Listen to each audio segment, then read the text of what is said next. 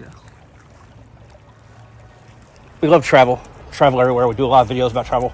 If there's things in your backyard that are worth going, whether it travels on a plane across the ocean, or it's in your RV across the continent, or it's just down the road to something neat and interesting, maybe you didn't even know was there. Moon's out, and we're packing up.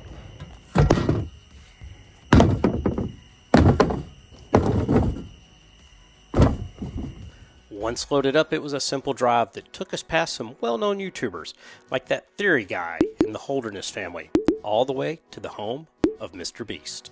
We were here 6 years ago, Yep. Pretty much today, filmed our first video that went over 1,000 views. Right here at this park, by this sign. By this sign, this is where it all started. Once at the park, you just keep walking back until you come to a creek. There's things in your backyard road to something neat and interesting, maybe you didn't even know was there. And that's what we have here in Greenville, North Carolina. We have a river that runs through here that deposits all sorts of shark teeth. They're washed into this creek. Every time it rains, refills it. We're talking thousands and thousands, beyond thousands of shark teeth. Easy to find. A lot of fun to spend a day doing. Quite frankly, it's just in the middle of this town. So we're going to spend some time hunting for shark teeth. And, if you're ever in Greenville, come out to, I think it's Green Spring Park. I'll put the name of the park right here. Anywhere on the Greenway along the river, you can get out, find where it's kind of rocky, where water's kind of deposited things, and you can find shark teeth.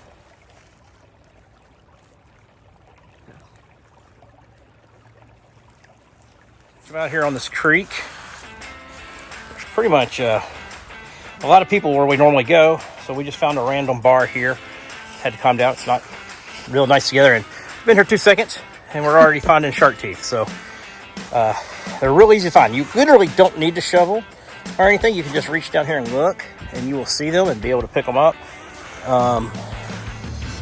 Literally, they're just everywhere. But to find really good ones, we'll spend some time looking, and we'll try some different places. They do find megalodon teeth out here. We found a couple megalodon teeth out here, but they weren't full or they were in pretty rough shape. But pretty good size. But, occasionally you might get one that's in good shape. So we'll do some more hunting for about 20 minutes. Probably have a dozen or so teeth. What I like to do is just look. The river bottom, probably can't see it through my reflection. And look for something kind of shiny. The teeth shine. It's kind of cool. Oh, there's one right there. I'm gonna move. I normally don't move. So I'm gonna reach down. Kind of wash off. And there you go. Shark tooth. And that's just how easy it is. He's gonna sift a little bit. Problem with sifting is you only get the bigger ones. So you'll lose the little bitty ones, which sometimes are just as neat. But you can go through a lot more dirt. And so if there is a big one in there, you can find it quickly. You absolutely don't need any special tools. You come down here and just look. I suggest coming before it gets hot and buggy and snaky. But you can just look through here and you will find shark teeth. You can also just kind of move the dirt around a little bit and they will show up. Oh, look, pregnancy test. We'll check the results on that. Shifting. How many did you get out of a shift? I got 2 out of the shift. They aren't good ones. This one is back pretty much unrecognizable. Oh, you just dropped it. I think it went right here. Right there. Somewhere. But this one's good. That one's good. Yeah. All right, find the other. You'll probably find 4 while looking for it. I remember when we were here last time, we found a spot where every time you shift, you'd have like 15 to 20 shark teeth in the basket. And that just depends on how much rain there has been and stuff, because it gets washed down. If you can be get here right after a big rain, but when the water's cleared up, that's really the best time. And you want the water to be a little lower than this, because some of the best deposit areas are out in this deep stuff. But hey, there's plenty here. And the bigger stuff will be in the deeper stuff. The littler stuff will be up on the higher banks. Kind of makes sense, but that's just how we have found it to be. And there is tons in here. As you look, you will find little pieces of bone. This is actually a piece of bone. Bones are going to be not from sharks. This is probably a whale bone. I don't know. Somebody online will know. But, sharks basically just have the teeth. All their skeletal structure is cartilage, other than basically teeth. There might be a little piece in there somewhere, I don't know. But anyway, so all you find from the shark is teeth, but you will find little bones from other animals, and they're kind of neat to figure out what they are. They're not as cool looking.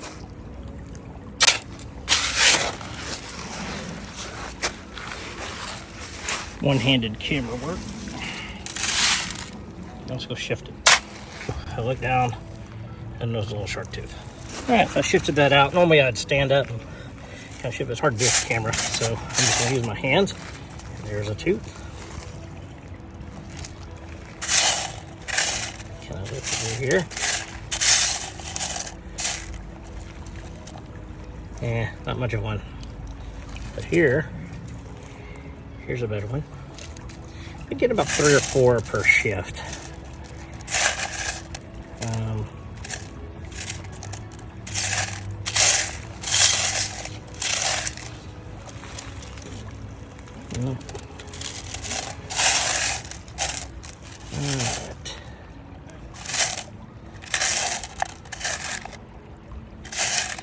I'll look at it a little closer when we put the camera down, but I got 2 out of the spot.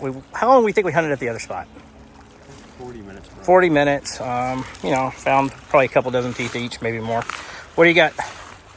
Let me show you what you just found here at this new spot.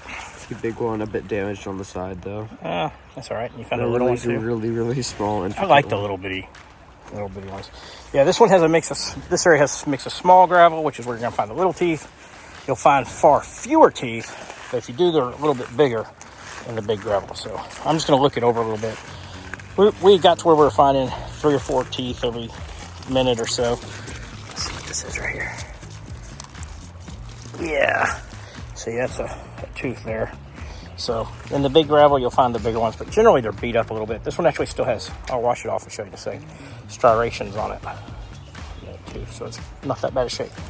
Just the top's not on it. My daughter found a decent sized megalodon tooth just about 200 yards down from here when she was about 3. Yeah. She also, when we got, there's another shark tooth right there. So yeah, there's a lot of them just laying on the ground over here. So we'll look through those before we start looking.